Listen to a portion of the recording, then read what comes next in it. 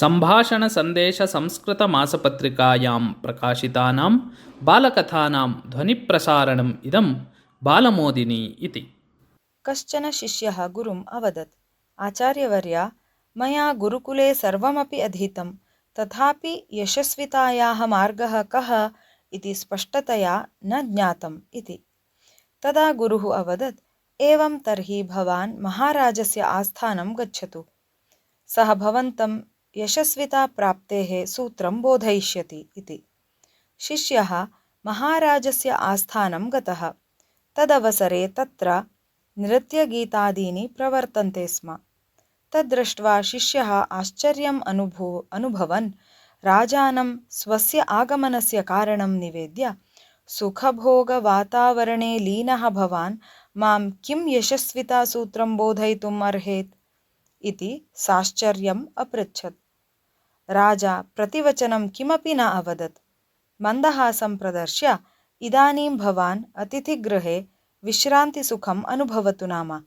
श्वः मिलाम, तदा सम्भाषणं प्रवर्तताम् इति अवदत् राजा। भटाः शिष्यम् अतिथिप्रकोष्ठं नीतवन्तः। वैभवोपेतः प्रकोष्ठः सः।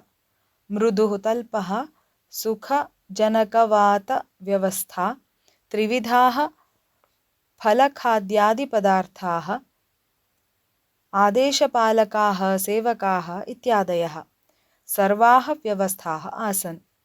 दीर्घप्रयाणात् श्रान्तः सः शिष्यः निद्राप्राप्तये शयनम् अकरोत्।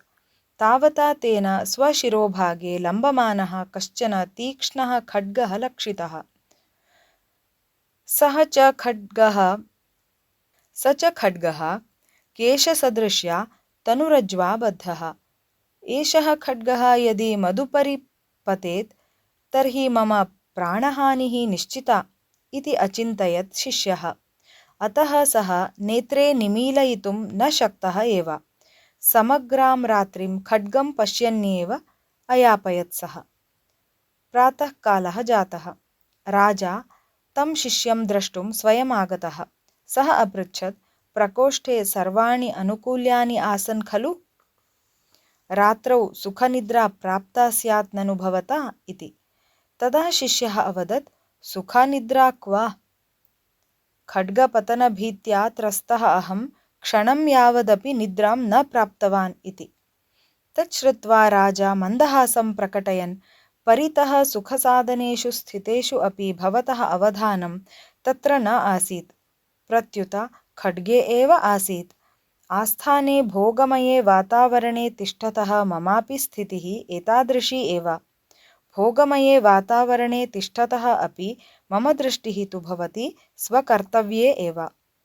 कर्तव्ये यः दत्तदृष्टिः भवेत् तेन सर्वत्र यशः प्राप्यते एव।